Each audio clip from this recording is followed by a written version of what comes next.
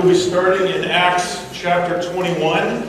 We are, what do we have left? 2 months left. We finish on Easter Sunday, and then we've got a full lineup plan. Nate Milheim will be speaking for 4 weeks, which I'm extremely excited about. He did this last May. It just so happens to be doing it in May again. Mr. Clipmus will be speaking for a couple weeks on the subject I gave him. We'll see if he sticks to it. The answer is no, he won't. I'm waiting to hear Greg Armstrong's response on whether he's going to speak for a week. We'll see what happens there. We've got some cool stuff. So, let's get going. Just to recap where we are, Paul's gone out, come back, gone out, come back, gone out, and now he's finally coming back to Israel. And he's coming back because Jesus showed up in a vision and said to him, I want you to go back to Jerusalem before I slingshot you on to Rome, on your final kind of missionary journey, if you will. And so that is what Paul is doing. So he gets this vision, and what Jesus tells him is, first of all, don't be afraid anymore. I know you're getting scared. Don't be afraid. By the way, it's going to be very rough. And by the way, they won't kill you, I promise. So keep speaking, keep speaking. So he goes back to Jerusalem. On his way, on 3 successive occasions, as we looked at last week, he runs into a group of Christian friends.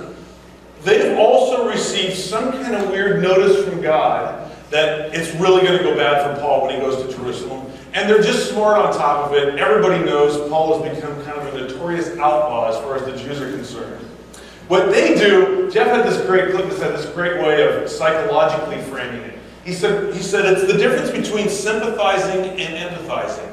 They hear Paul's going to be in pain. They then extrapolate that forward to tell him not to go. The Spirit of God never tells them to tell Paul not to go. What they do is they feel bad for Paul. They sympathize, but they never enter into Paul's heart and into his life. They just feel bad for him. And as a result, they want the pain to go away. So they don't come inside of Paul's life and thus inside the Spirit's life. So they basically stay outside of that. And inevitably what that does in this sympathy deal is it becomes about them. They don't want to see Paul get hurt. So it's this nice mixture of love and screwed upness, if you will, where they want the whole thing to stop. How's that for an explanation, Jeff? You don't hear that? I like it. You like it? Good. I'll come to your sessions today as you meet with people. This is what we don't want to see in our life. When the Spirit of God taps us and we listen, we don't go farther than what the Spirit tells us. And unfortunately they do. Paul sticks to his guns, though, and he goes to Jerusalem. And it goes exactly like his friends thought it would go. As he gets there, the leader of the Jerusalem church, James, tells him, here's the deal. The church gathers around and says, we're really excited to see it, and you're really in trouble here. So we've got a little thing concocted. You've been hanging around with Gentiles. You're tarnished. You need to undergo a week-long purification before you can go into the temple. I've also got these 4 dudes over here that have no money. They're undergoing a purification process. And so you need to buy their sacrificial birds, and then you're going to do this purification with them, so that Jerusalem sees how committed you are as a Jewish person, how pure you are, and how giving you are on top of it. Great plan, totally doesn't work. So where our story picks up this morning is at the end of that 7-day purification process, where Jerusalem is a kind of swirling mess, and Paul is in the midst of this. So read with me, if you will, in chapter 21. We'll start in verse 27. When the 7 days were almost over, there's that purification deal, the Jews from Asia, we'll talk about that in a second, upon seeing Paul in the temple, began to stir up all the crowd, and they laid hands on him, crying out, Men of Israel, come to our aid. This is the guy who preaches to everyone everywhere against our people, our Torah, and this place, meaning the temple. And besides all of that, in addition, he has even brought Greeks into the temple and has defiled this holy place of God. For they had previously seen Trophimus, the Ephesian, he's a Greek guy, in the city with Paul, and they supposed that Paul had brought him into the temple. Excuse me, several observations. First of all, this phrase, Jews from Asia. If you've been in the story and you've been coming to Acts, and if you haven't, by the way, all the sermons, video and just audio are online, so you can go catch up. But if you remember right, the Jews have been besieged for not just years, but for centuries. And so in the 700s BC, but even more prominently around 600 BC, a majority of the Jewish people were dispersed out of their country. It's called the diaspora, or the diaspora. They were dispersed out. I don't know if you can see it very well, but you see all those dots? Those dots are Jewish communities outside of Israel. And so they went out, the Babylonians primarily, sent them out of the land. So you have Jewish communities now spread all over what now would be termed as the Roman Empire. And they never come back. Well, they only come back during festivals. And that's exactly what's going on here. And so these Jews from Asia, they're not resident Jerusalem, Israel people. They're Jewish people that have been dispersed off the land that, just like today, by the way, if you take any plane to Israel, half that plane will be filled with Jewish people returning back to the Holy Land, if you've ever done it. And I see a few people shaking their heads that have actually done it. And it's quite marvelous to see. And these people might be going back to Israel in part to hunt Paul down. We saw this in Pisidian Antioch. We saw this in Ephesus, where these Jews would track Paul for hundreds of miles to try to shut him up. And so there's a very good chance that that's what's taking place, which is also why these Asian Jews may also know about this guy Trophimus. They've seen him from their own land, their own city. They followed him back. Now they see Paul walking around with this Gentile guy, and so they're very frustrated. The second observation is Luke doesn't say if Paul actually makes it back to Jerusalem before the great festival of Shavuot, which is one of the three great harvest festivals. It's the grain festival that lasted 50 days. But I think we can infer that he did make it back before Shavuot because two reasons. Number one, we looked at last week. He was racing, and all of a sudden he hits the land and he goes, I got some extra time. The trade winds had gone well in his sailing. The other reason I think you can suppose that he made it back for Shavuot is that there are dispersed Jews that have now poured into the city. And this is what they did. They would make these pilgrimages into Israel for these great things. And the charge they make against Paul is a strong one. That Paul is undermining the Jewish people, the Torah, and this temple. Those are the three pillars of Israel. And they're suggesting that Paul is undergirding all of those things and ripping them out. And they even add to the charge, like we do when we're in these lovely friendship and marital discussions. Everyone, everywhere. He's leading everyone, everywhere, all over. I mean, does this sound like a marriage discussion or what? You never, always, never. You know, how that usually ends up not very well. I mean, so this is a charge that he's leading everybody astray, Jews and Gentiles. And they even go farther on that by trumping up this charge that Paul has now grabbed a Gentile, Trophimus, and brought him into the temple itself to defile it. And it is a huge no-no to do this, if you did this. In fact, there were signs in ancient times of warnings, both in Greek and in Latin, to tell the Gentiles, do not go, it was police tape, essentially. Do not go past this outer wall and into this inner wall. There is no way on earth Paul would have done this.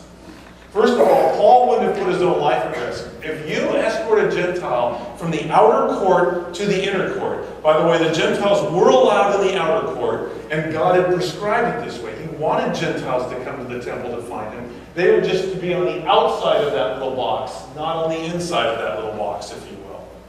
So there were signs telling them, do not come in. If you brought a Gentile in, you died as a Jew.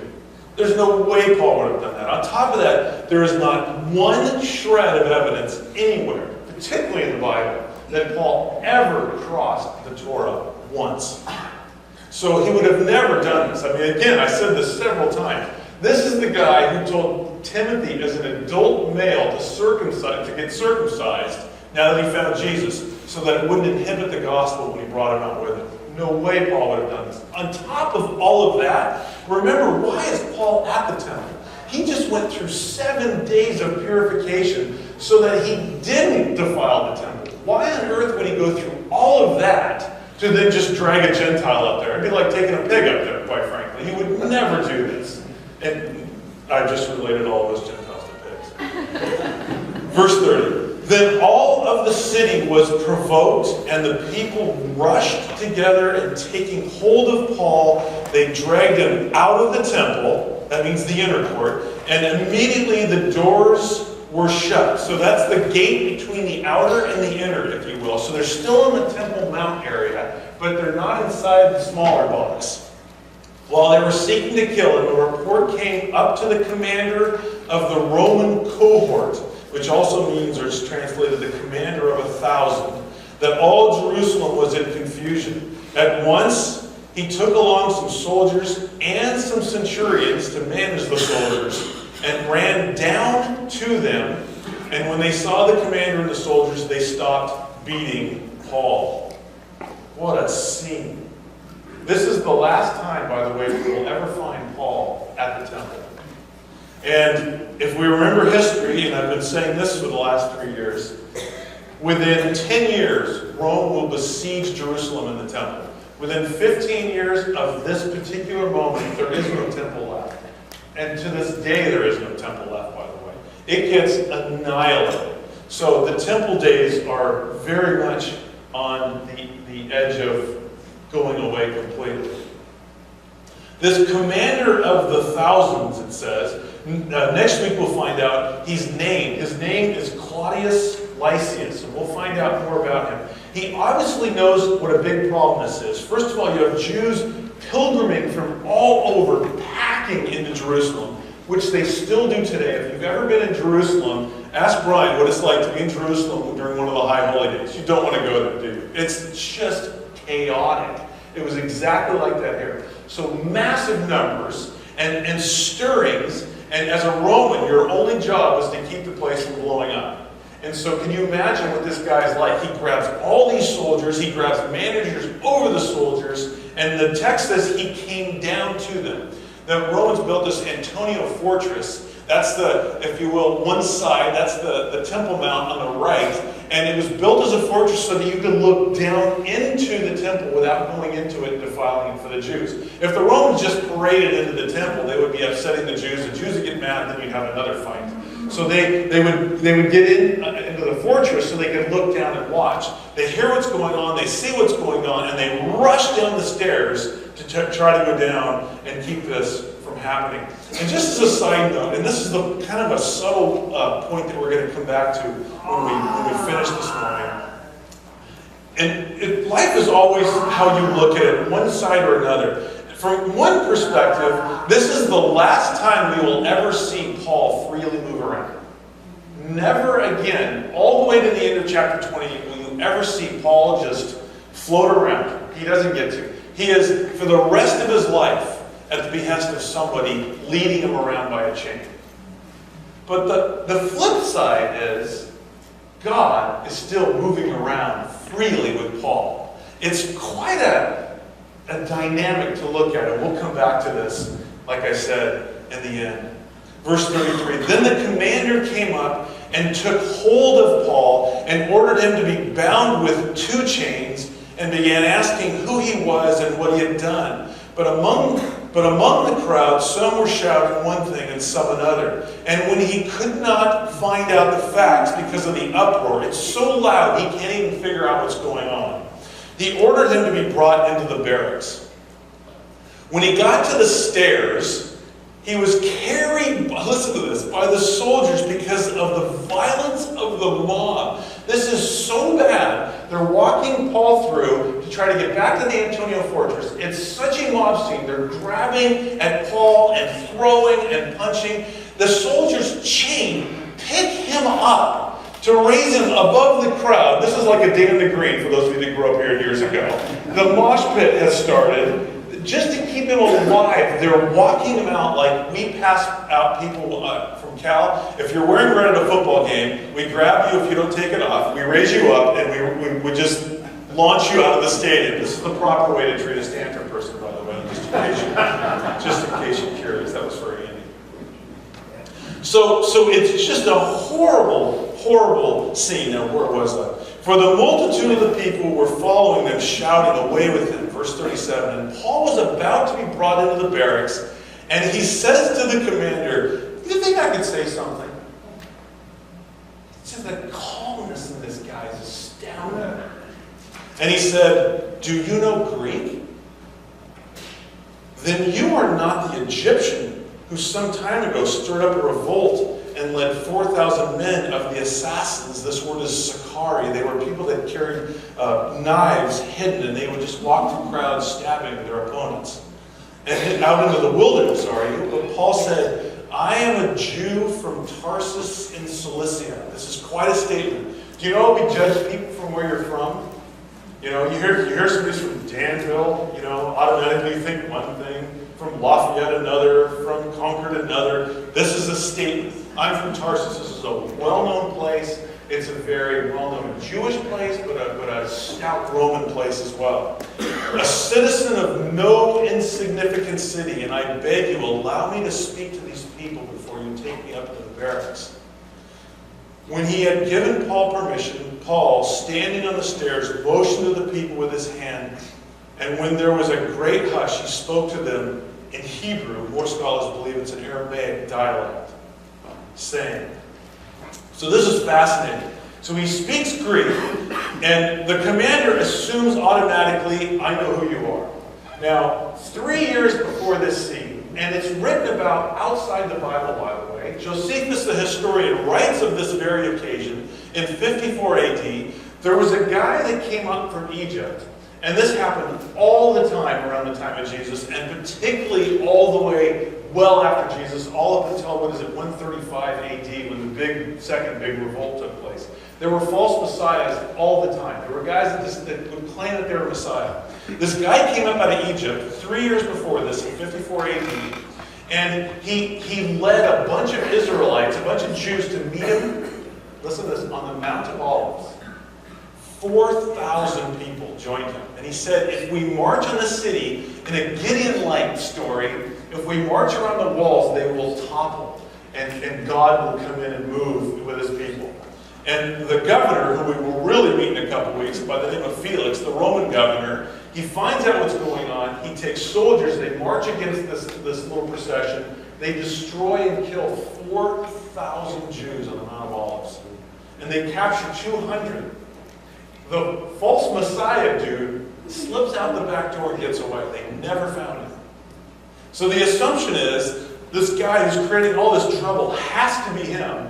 And because he's speaking Greek, he's got this huge popularity. Who else could create this kind of uproar? And obviously that is not who Paul is at all.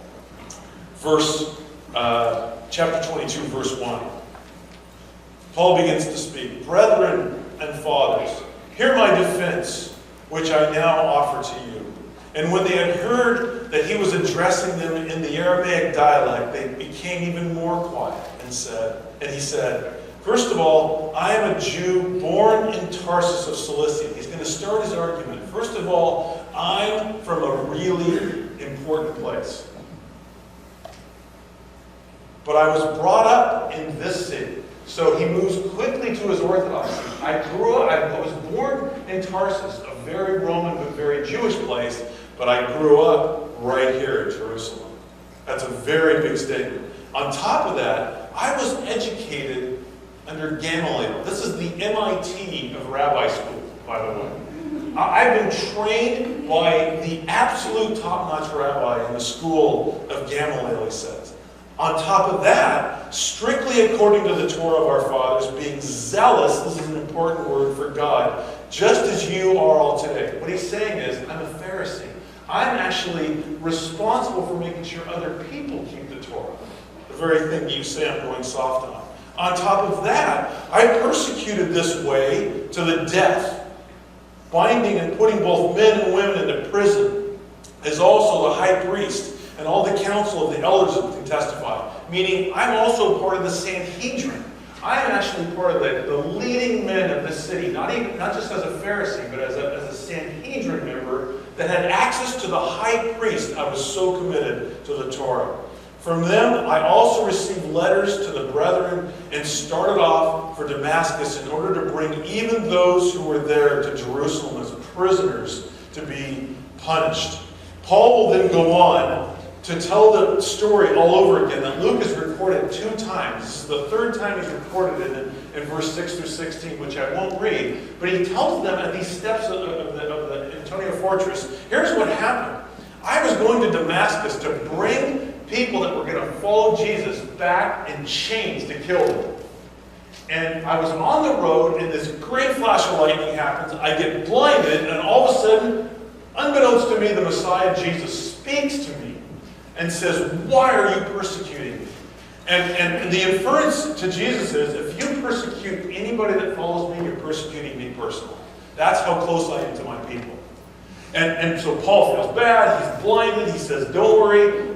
Your buddies will lead you into the city. You're going to meet a guy by the name of Ananias. Ananias is going to pray over you. You're going to receive the Spirit. You're going to receive Jesus. He's going to baptize you. You'll be able to see again. You know, that all goes great. Then all of a sudden, Paul is so excited. He's like, I was wrong all along. Jesus is the way. Jesus is the Messiah. That doesn't go well. They have to lower him through a basket on the wall, and he sneaks out of town. So this is the story Paul retells in verses 6 through 16. And he's trying to tell them over and over, first of all, I'm an extremely pious Jew. You can't get any more pious than I am. On top of that, now what he's going to tell them is, but I have a calling from God, and you need to listen to it. Very tight.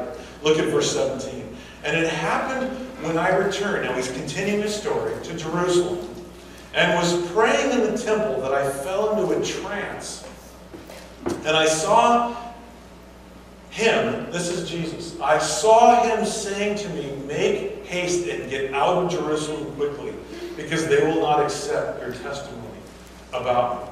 Now, first of all, this is new. We've seen this story twice already in the book of Acts. We've never heard that he went to the temple after all this, and Jesus showed up in a vision. This is a brand new story. And I don't know if it's because Luke held it till here, or Luke just found out about it. I don't know. A couple other things that are, I think, important observations. When he gets lowered in Damascus, when he gets lowered down out of a basket to sneak out, he actually goes into the south, into Mount Sinai for 3 years, where Moses received the Torah from God. He goes back to the place where God delivered his word. 3 years he's there. God personally mentors and disciples Paul. Paul then goes up to Jerusalem. So this story, Paul just jumped 3 years. And he says, I went to the temple. Now this is what's really heavy. And I had a vision in the temple. Now why is this important?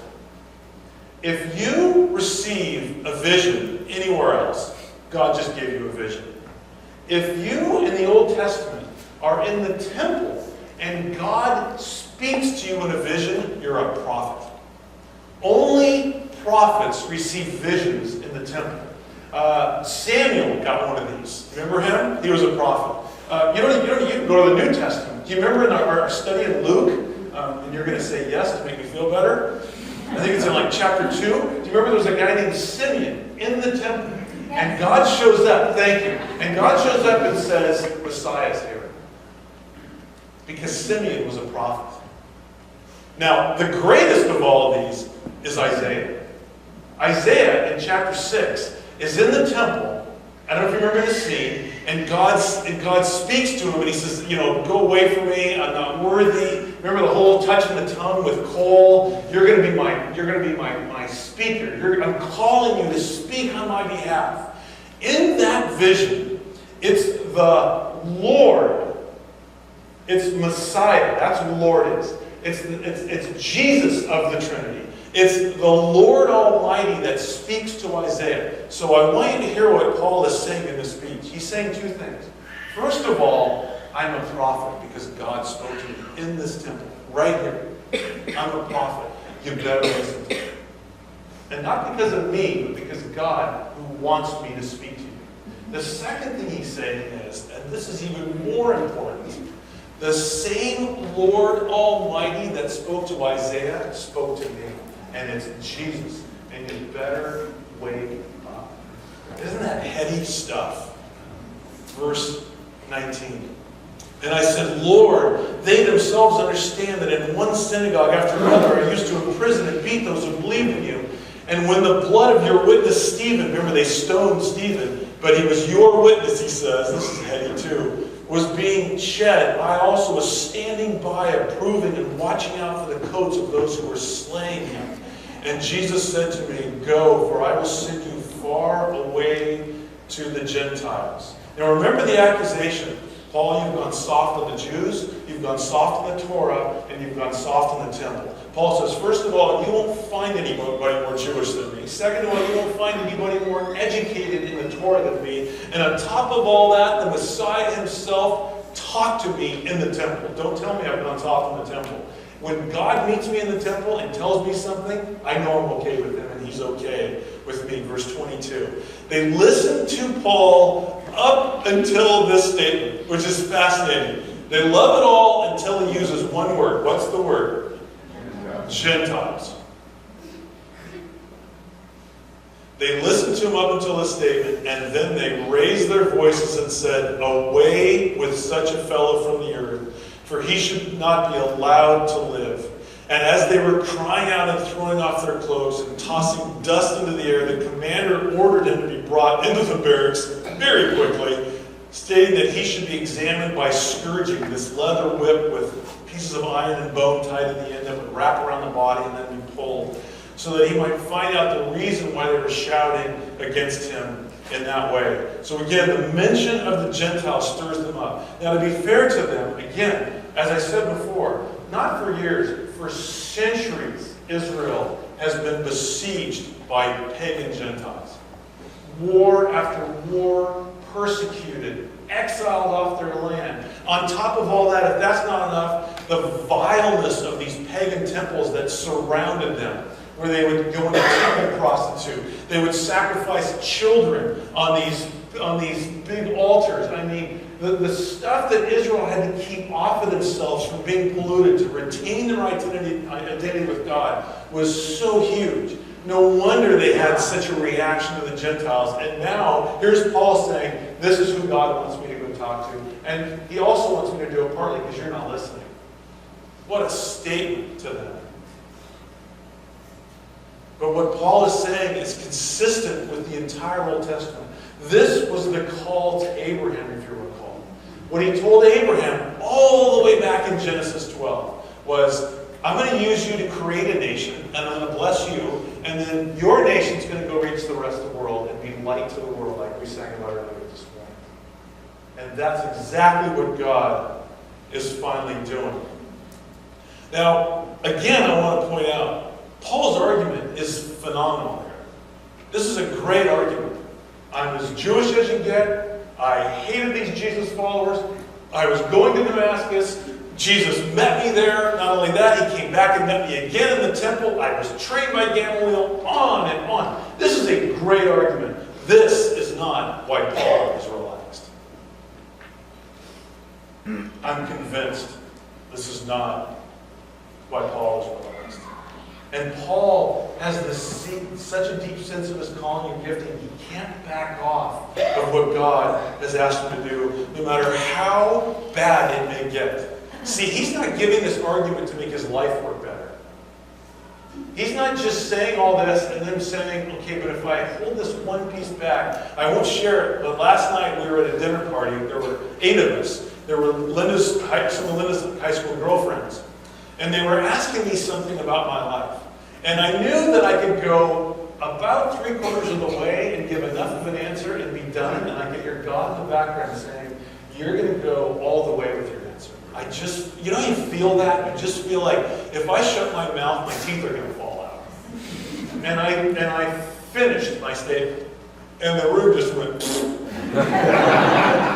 but that's okay. Because I know that God was in that moment, and God wanted me to share it. Paul will later earlier than this, before he returns to Jerusalem, he pens the letter to the Romans, which is, by the way, the book we will start in July after I take a break and breathe. And particularly in chapters 9 through 11, he's bleeding over his people Israel, his countrymen that have not recognized their Messiah. He says this in chapter 10, for I testify about them, meaning the Jews, that they have a zeal for God, but not in accordance with knowledge. You see, his audience that he's speaking to at this moment doesn't realize what they're witnessing. First of all, this is the fulfillment of what God said to Abraham. He's finally blessing the Gentiles. This is the fulfillment of actually keeping Torah. Remember we talked about this, that there's no way you and I can do what the Bible says completely. We'll never pull it off. Ever. You want to have a frustrating day, you go out and do your best to try to live perfectly today. You'll never have a worse day. I'm not giving you a license to not live well, by the way. The way Christianity works is Jesus, the only perfect Son of God, obeyed his Father completely. He dies, he goes back to the Father, and he says, I would like to take that bucket of obedience and pour it on anybody that acknowledges me as King. So I look at Jesus and I bow my knee and I say, I give my life to you when I'm 18 years old, like Isaac did. And Jesus goes, there's my obedience. I don't have to live under the weight of the perfection of obeying God every day because I've already obeyed Him before I wake up. Now I'm in the freedom to simply say, Jesus, thank you for taking the pressure off of me. Now I feel light enough. I actually might pull it off. On top of that, He is the fulfillment of the long-awaited King and Messiah. Jesus is ending for all eternity the strife between Jew and Gentile and taking this pressure of perfection off of our life. Verse 25.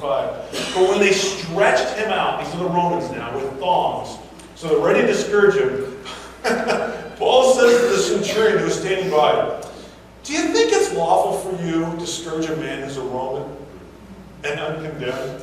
Can't you just hear the just... I mean, seriously, stretched out over a granite column. Hey, come here. Just one more quick question. And it's like he's holding these questions back. The guy's just nuts.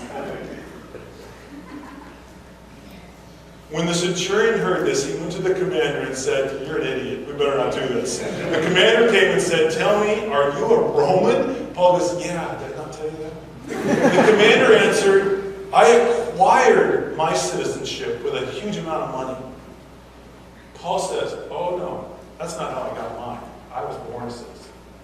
See, Paul, and I shared this a few weeks ago, like any Roman citizen, would carry around this thing called a diptych. It was a diploma. And that's what it looked like. They carried it to prove their Roman citizenship. It's like a passport, if you will. And under the reign of Claudius, and from then on, dual citizenship is a very, very normal thing. Just like it's normal in our country. People have dual citizenship. And you could actually, if you weren't a citizen, if you had enough money, you could bribe the Roman administrator to actually give you a passport. It was kind of like every other country, except for the U.S., by the way. And Paul says, you know, that's kind of neat and all. You got that cute little citizenship. I was actually born a citizen.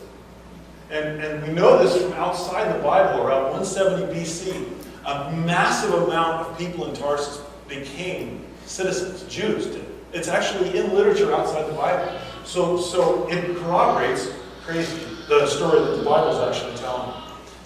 And listen again to the stillness in this guy's voice. And again, I don't think Paul is still because he feels like I've got you all trumped, I'm a Roman. That's not why Paul is still. Verse 39, therefore those who were about to examine him immediately let go of him. And the commander also was afraid when he found out that he was a Roman, because it was illegal to parade a Roman citizen around in chapels when he has been untried, and because he had put him in chains. But on the next day, wishing to know for certain why he had been accused by the Jews, when things calmed down, he released him and ordered the chief priests and all the council, so he says to the Sanhedrin, why don't we have a little meeting and let Paul speak to you, and let's find out what this is all going on. I want to close with one point, and it's the point that I keep mentioning this morning, and really keep mentioning for months. And the thought is this. We, in my opinion, so often miss the miraculous. We miss the thumbprint of God in our life. And then we complain that God's not showing up. See, we're not trained to see God in our life. God is putting thumbprints all over our day. And we get to the end of our day and we say, where were you? There's two ways always to look at life. And there's two ways in particular to look at Paul's life. On the one hand, you can look at Paul's life and say, what a bad deal. I mean, have you ever, and my answer is no, by the way. I've never in my life or in the scripture seen anybody as just sold out and obedient and just passionate about Jesus. This guy just goes to the nines for God. And look what he gets for it. This is God, thank you, if you will. There's one way to look at this. Where are you in Paul's life? But the flip side is, it's a miracle this dude's alive. And it's so subtle, we miss it. If these people want him dead, he should be dead. I mean, these are Sicarii. These are people that are trained with knives under their cloaks to just sneak up behind you in a crowd and just jab you. They're beating him to an inch of his life. The gates in the outer and inner court are shut. The temple captain has locked them. Somehow, this whole cohort comes down and Paul's still alive. I was sent this email from Brian Donaldson. I don't know if Brian told you this one. Brian sent me this cool email with this story. And I thought what a coincidence that I would get this week. Listen to this. It's the story of the poor man with a beautiful horse. Everyone in town told him he was a fool for keeping the horse. One day the horse ran away, and the town people said, "You see, old man, you're a fool. Now you have nothing."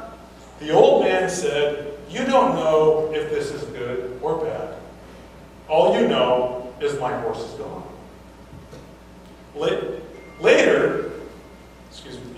Later, the horse returned with 20 wild stallions in tow, and the people of the town said, "You were right, old man. It is good you kept your horse. Look what you have now." But the old man said, "You don't know if it's good or bad. All you know is my horse came back with 20 horses with him."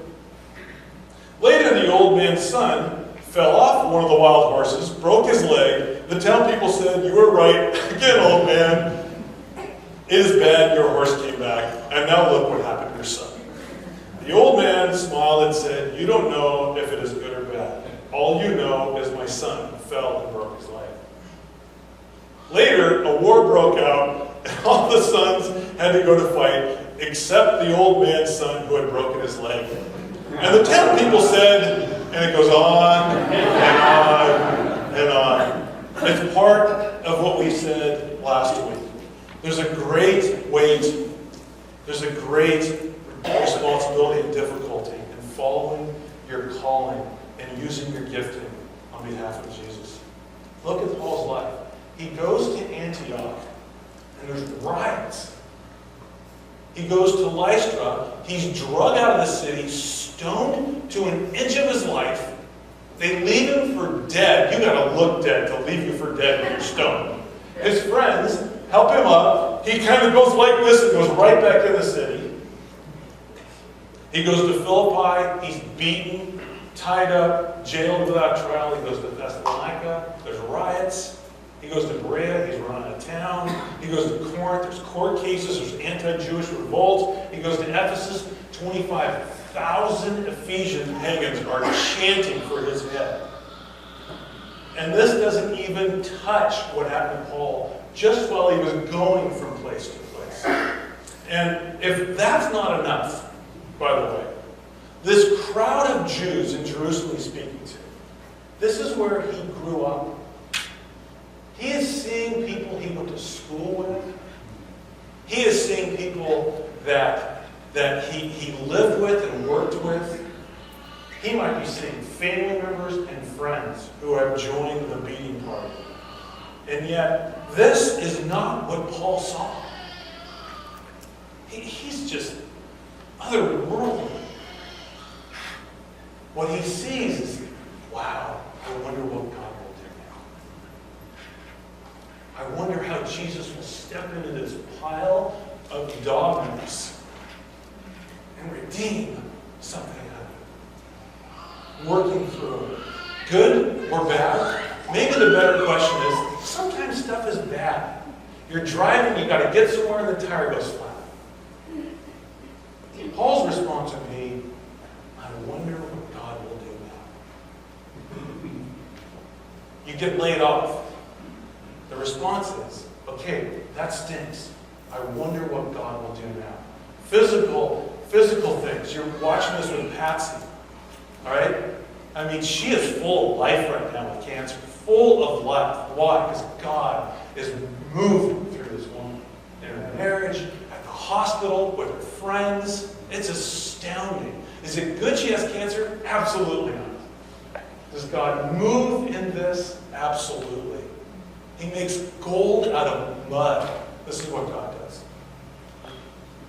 Partly what kept Paul steady was that he knew and believed God was committed to putting the world back together, one piece at a time.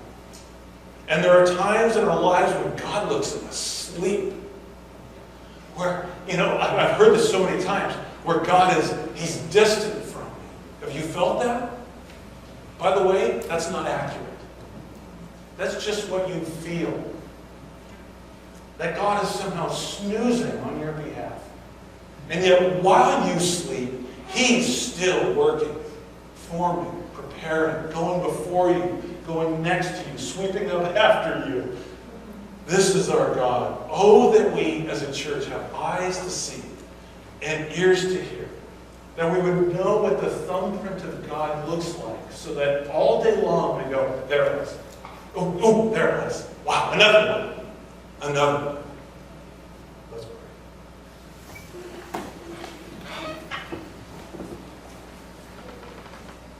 Jesus, we who have called you our Savior, we have you dwelling within our soul, not hovering outside, literally living within us, and doing what the book of Acts said in the very beginning, continuing to do and teach.